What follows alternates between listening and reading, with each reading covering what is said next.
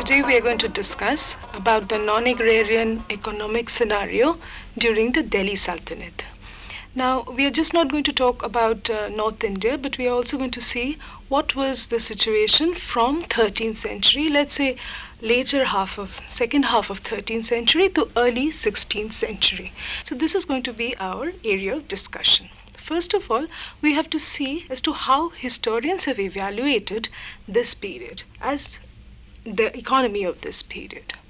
Now, earlier, there was this trend among the historians to see Delhi Sultanate as a time when huge population was massacred. So they were of the opinion that yes, they did bring a kind of economic change, but since the material and human resources were destroyed, so it was a change that actually was negative. Now, this whole logic was based on European historians like Eliot, and based on this argument, you have Lalanji Gopal, who said that it was the Muslims or the advent of the Muslims for which India became very poor. So the poverty of India actually was because of the advent of the Muslims.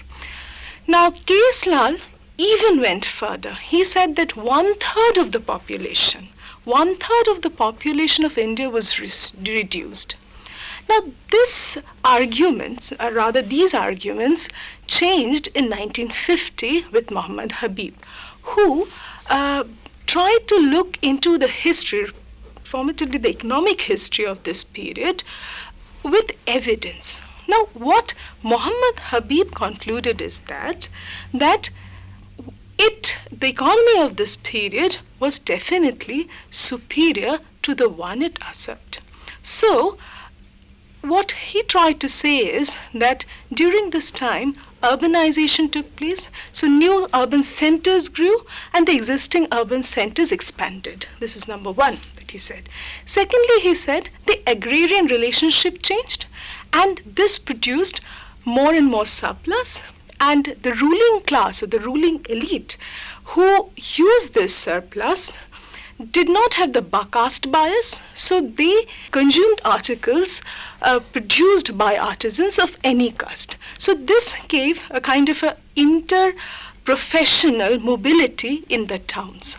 Now this altogether what he wanted to say is that it was a kind of an urban revolution. But Irfan Habib, he said that these observations made by Muhammad Habib was important, but he refused to call this a revolution in the modern sociological term.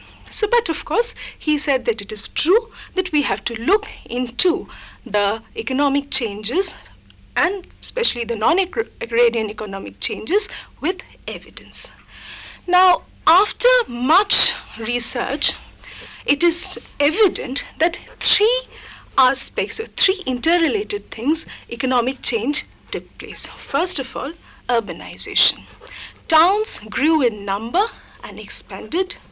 Secondly, craft production increased. And third, commerce expanded.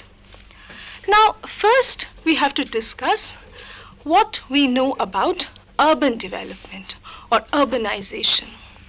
Now, from archaeological evidences, we find that Delhi and the adjoining areas, like what we today know as Siri area, the Tughlaqabad, Firozabad, the Qutub area, all this, if you look into the archaeological excavations, it gives proof of large habitat. So therefore, one can say that there was definite urban expansion. Now, we also hear about, from the sources, the contemporary sources, we hear about Lahore, we know about Anhilwara or Patan, as you know. Then we know about Lakhnawati, Cambay. All these were very, very important urban centers. Now we have to see as to what was happening in these urban centers. Now, urban centers is always flocked by artisans. Now, these artisans were using technology now which was very different. Remember, a huge population came from West. that is West Asia and Central Asia, when Delhi Sultanate was formed. Now, what are the kind of technological changes that was taking place? Because technological changes brings about change in the industrial production, that what gives an impetus to non-agrarian production. Now, first of all, you know that India's cotton textile production has always been very important. Now, we have to see what are the technological changes that appeared in cotton textile production. Now, first we have to talk about the spinning wheel, or as we know as charkha. Now, the spinning wheel definitely came from West.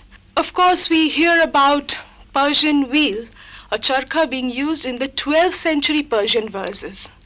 Now, in China, it was used definitely before 12th century.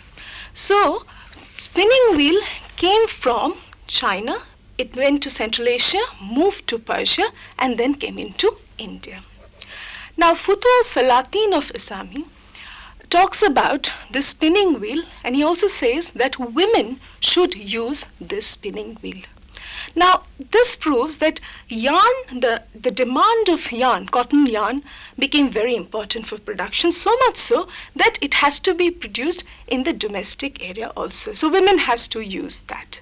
India had the history of loom, but the use of loom was diversified with the use of treadle. Now, with the use of treadle, what we see is the production increased. Sanskrit lexicons do talk about loom, but they do not mention treadle, that's for sure. But then, ma'am, then how do we come to know about the spinning wheel and the treadle? We have references in the 14th century sources. Treadles are mentioned definitely in the Mughal sources, but of course we can understand that if spinning wheel came to India in the 14th century, definitely treadle will also come. Because the idea that we have about the production, that amount of production could not have happened if the treadle did not arrive to India. So that you have to keep in mind. Okay. So next we move on to sericulture. Now, silkworm production also started in the 14th century. We have definite proof of it in Bengal in the 14th century. We have in the mid-16th century, we hear of it in Kashmir. Now, what happened was, since silk threads being produced in India, now the cost of it will lower, and that again will give an impetus to export. Now, let us come to the other technological changes that took place. Now, the use of paper. Now, China used paper in the 10th century, but we hear of 14th century sources of Gujarat, where we know that paper was definitely produced here. What would be the impact of paper production on, let's say, the life of India, common man?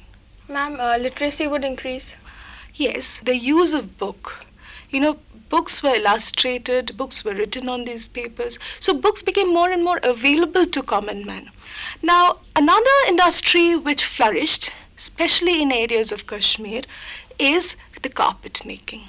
Now, vertical loom definitely was introduced in this time. But of course, the use of vertical loom, the evidence of the use happens to be in the Mughal sources. What vertical loom did to carpet weaving is that more and more designs could be introduced here, and the production fastened. So, now carpet production became one of the areas where it could be exported. Let us now move on to other kind of industries. Ma'am, did these technological changes affect adversely the common man? It did not. It was employment generation. Common man got work here. The artisan class was used to one kind of a technology. Now, when the artisans from West came in, so they came in with new technologies. The existing technologies were improvised. So now you have a technological exchange, and a betterment of it. So obviously that made the use of paper. Common man used paper. More and more cotton textile was used by common man at a cheaper rate. These are the things definitely affected common man. So ma'am, was paper industry an important one? Definitely. I mean, it changed the whole literacy scenario of India. Book illustrations, for which you know that medieval India is so popular, happened because it produced very good quality paper. We now move on to let's see how zinc distillation helped. Zinc distillation, again, the technology of it was first heard in China. It came from there via Persia into India. Now, zinc is a very important commodity, important metal for brass. And brass, produced very fine utensils for which India became very popular. So this again is another area. Now you can see that this brass metal, brass utensils could be now used by common man. I mean, common household, the use of common household utensil changed. The face or standard of life, changed with the use of utensils.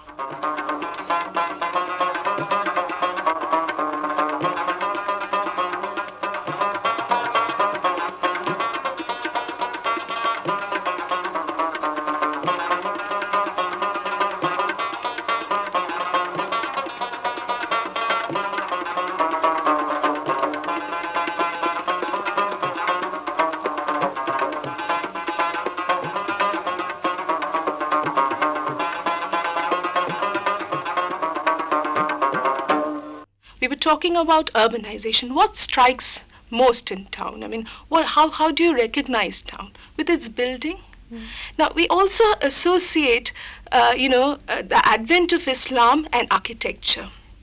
Now, what we see is there was a huge technological changes that we see during this time. Now, the use of lime mortar as cement for cementing. Then you have vaulted roofs. Then you have the use of true arch. Now, all these changed the concept of architecture in India. You have this massive bricks, the use of rubble in between stones. What we see from archaeological evidences is that the common man's dwelling, I mean the middle class dwelling, changed from wooden thatched roof to something different. So this definitely changed the scenario of building. And you can understand that a number of people were employed in this industry. You can understand that all these technological changes brought about a kind of a change in the industrial area. Now, we have to talk about merchants now. Did the merchants change? Now, who are the merchants? The businessmen. Now, monetization definitely increased, the use of money. We know that Delhi Sultanate produced fine, standardized gold and silver coins. We know about 13th, 14th century silver coins, especially the coins that were issued by Alauddin Khalji. They were very fine standardized coins. Reserve gold and silver was transformed into coins. So you can understand how money, the use of money changed in urban area and in the rural area. So much so that merchants now used to give loans against draft. Now, we know about a source which says that Alauddin Khalji paid 20,000 tankas for buying materials. He gave it to the merchants. You can very well understand that, therefore, money had a very important role to play in this change. Now, let us come to see that who gave this labor. Now, we talked about the skilled artisans who came from outside. The indigenous artisans, they adapted themselves to the technology, true. But not only master, you just don't have to have master artisans. You need cheap labor for industry. Where did the cheap labor come from? Now, you know about the initial wars. The war captives were transformed into slaves.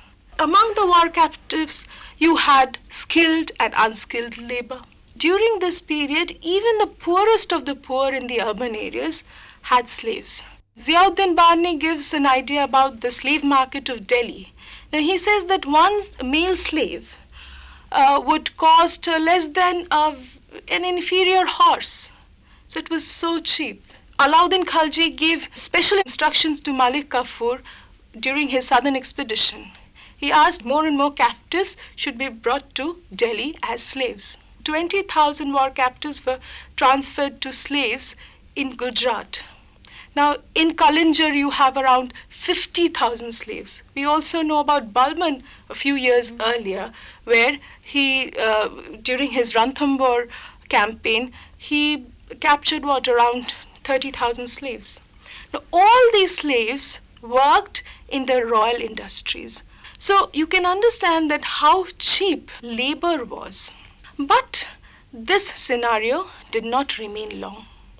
Wars became fewer, so much so that Firoz Tughlaq had to issue an order by which he said that no slaves will be exported outside Delhi. Excuse me, ma'am, what happened to the skilled laborers at that time? It is very interesting. I can give you one reference of a mystic named Nur Turk in the 14th century. He was a very humble, poor man who had a skilled slave and who used to work on loom. So he used to earn for his masters. So commercial artisans used slaves for commercial purposes. Slaves were used for domestic work, as well as non-commercial masters used slaves for commercial purposes. So they brought money for the masters. So this is another area that we have to keep in mind. This scenario did not remain for long. What Irfan Habib has said is that this is a transitional phenomena. Now, after few generations, you can understand that these slaves, they were freed. Slave labor is without any incentive, so you don't get profit much out of it. Now, if you look into the account of Babur, he talks about artisans in India, but he does not give any idea about slaves. So therefore, he did not notice much of slavery in labor. So this is roughly the scenario of labor. Artisans, caste-based artisans, they adjusted themselves. New subcastes were formed. But you have to keep in mind the rigid caste system of India, which did not give much space to social mobility, of course. Now, let us move to see what was happening beyond the Vindhyas, that is South India. Now, from 14th century to mid-16th century, you can say that most of the southern India was unified under the Vijayanagar Empire. For the Vijayanagar emperors, Delhi Sultanate was the role model.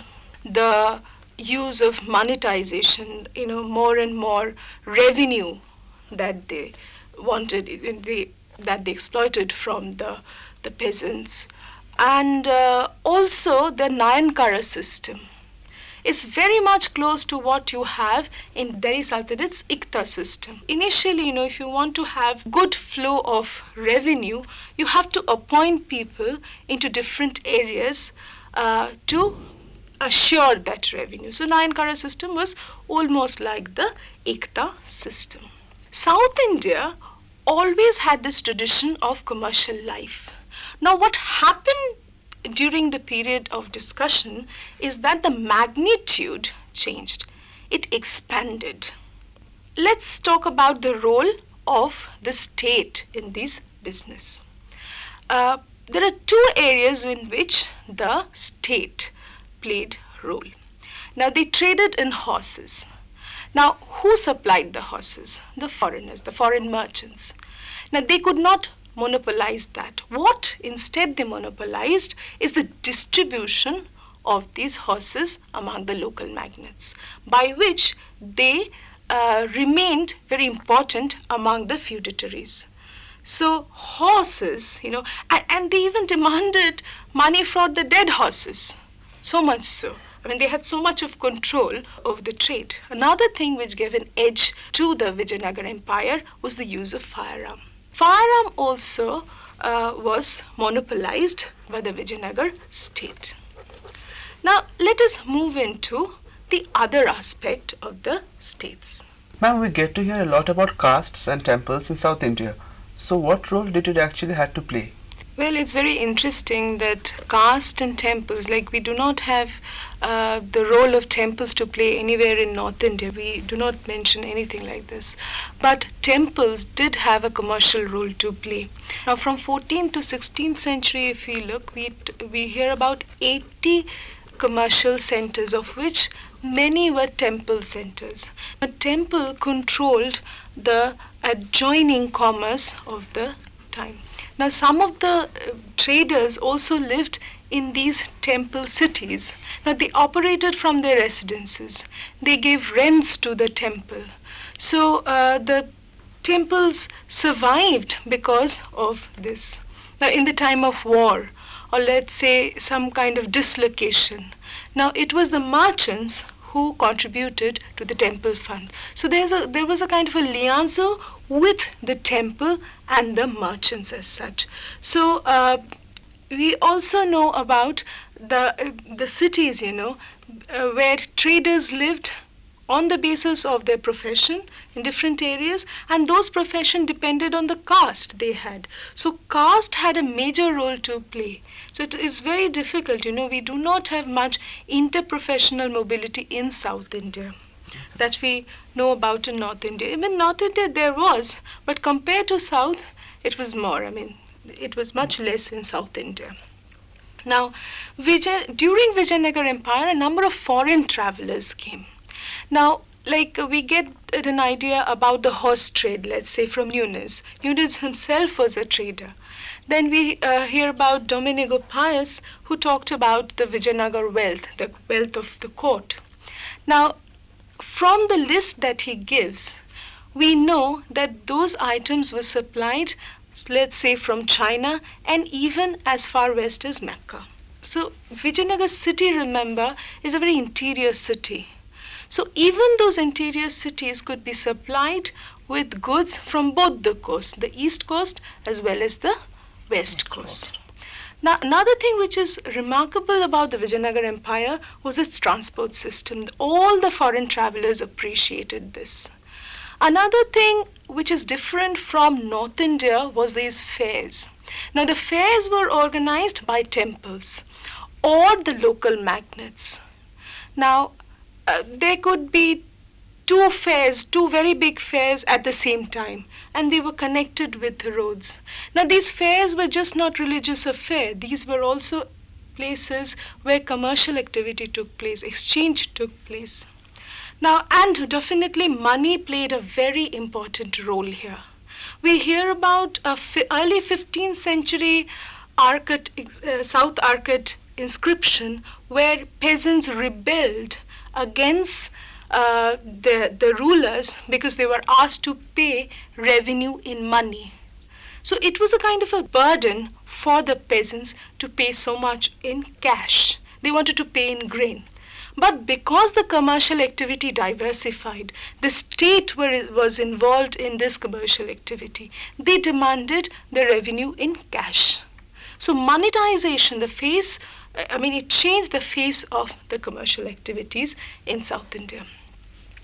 Now, Irfan Habib here talks about external trade, which according to him, is the most important aspect of the commercial activity during this period. He talks about pepper. Now, you know that pepper is a product which is produced in the Malabar coast. Now, this Malabar coast, of course, then included Kerala and Karnataka, both. Now, it was because of this pepper that, say, ships or the Chinese junk came to this area. Now, you have this celebrated Admiral Zheng He, who came over 30 years to this place. Now, we hear about the Persian ships coming here, the Arabian ships coming here, all for this pepper. Again, remember, it was because of pepper that Vasco da Gama came to India. Came halted in Calicut in 1498. Now, the advent of Vasco da Gama initiated the colonization of East. Initially, what the Portuguese did was they monopolized the trade in Arabian Sea. And in order to monopolize the trade, they used excessive violence. And because of this excessive violence, what we see that the trade in South India halted for some time. But after 1550, there was a change in the policy. They understood that this amount of violence will not work. Now, what they did now was a very different thing. They started using license, they started giving license. So, it was another kind of a way of exploitation, and this license finally led to colonization. So, if we have to conclude, we can say that before the advent of the Mughals, the scenario was already set. You had urban centers with very skilled labor, skilled artisan, cheap labor. You had immense buildings, you had transport, road, good connectivity that is always needed for good commercial activity, and you also have a population which was able to accept the empire building process. So one can say that Delhi Sultanate actually gave the impetus to what the Mughals started later on. So it actually was the precursor to the modern economic era of India.